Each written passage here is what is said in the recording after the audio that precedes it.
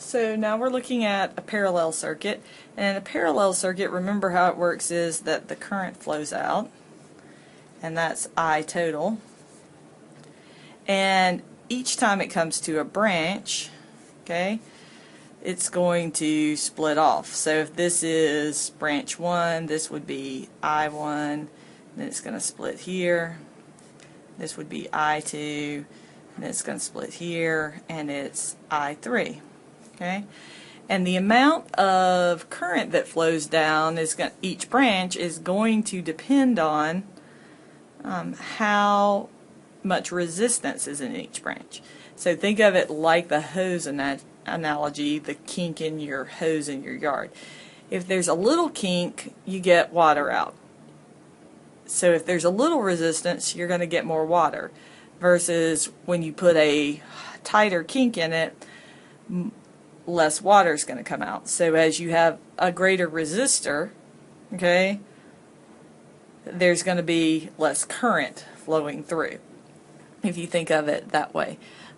So when we look at this, what we expect to happen eventually is that I1 is going to be the biggest, I2 will be in the middle, and I3 will be the smallest. And all together, those are going to add up to I total. So here, the currents are joining back in, and at this point we have I total again. Remember, the other piece is across this branch, we're going to have a potential loss of 15 volts. Okay, so for all of these branches that are in parallel, they'll have a 15 volt potential drop across them.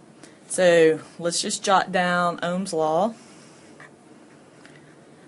Okay, and how do we combine resistors in parallel? We know that 1 over the equivalent resistance is equal to 1 over R1 plus 1 over R2 plus 1 over R3. So 1 over R EQ is equal to 1 over 470 ohms plus 1 over 2,200 ohms plus 1 over 3,300 ohms. Okay, so I'm going to do that piece in my calculator and get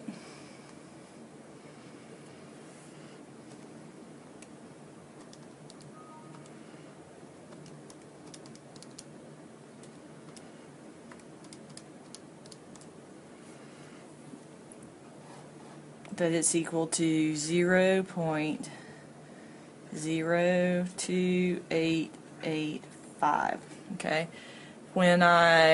so to solve that, basically I can cross multiply and divide kind of thing, so I get REQ times 0.02885 is equal to 1, and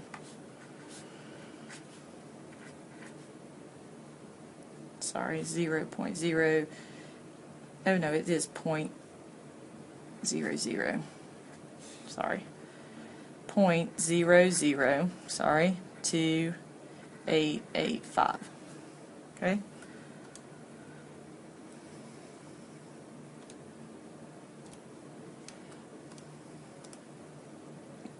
And I get that REQ is equal to 346.6 ohms. All right. So what is that? Let's draw here on the side that equivalent circuit. It looks like this.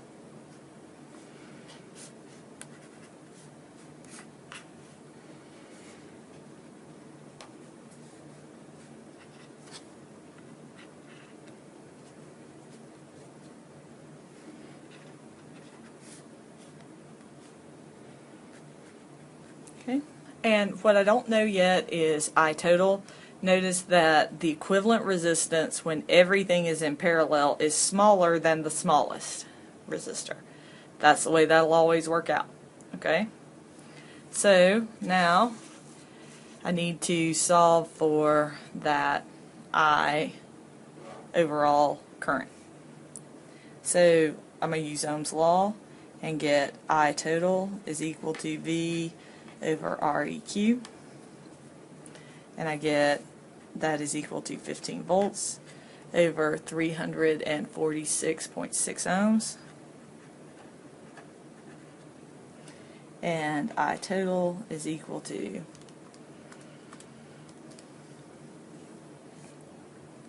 0.0433 amps.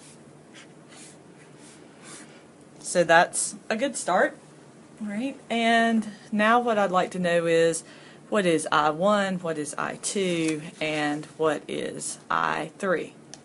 So I'm going to just quickly sketch out my circuit again here so you can see it at the same time.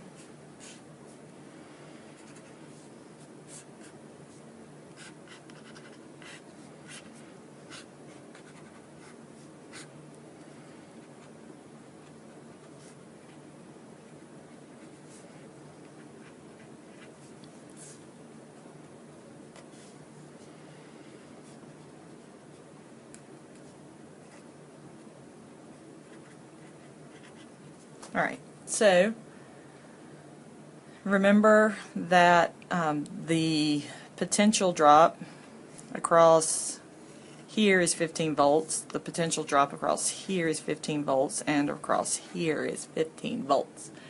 So I know V, I know R, so I can find I, right?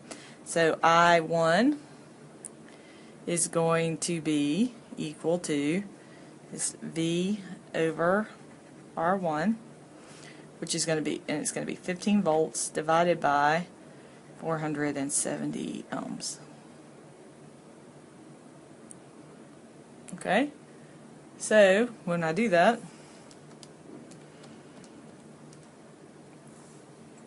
I get I1 is equal to 0.0319 amps. I2 is going to be equal to V over R2, 15 volts over 2,200 ohms.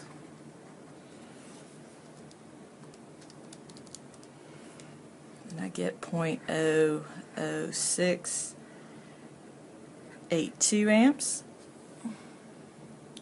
And then I3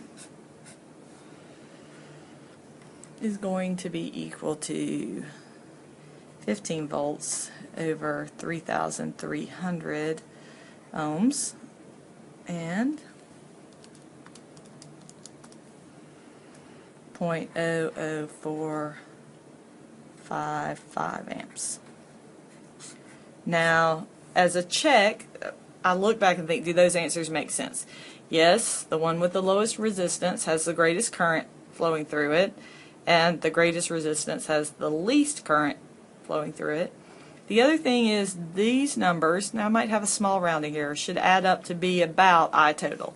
So let's check that, all right?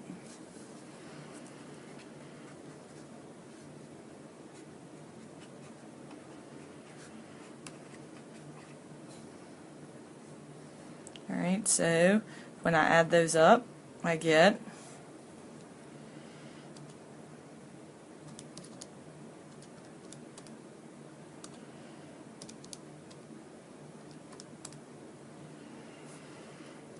.0433 amps.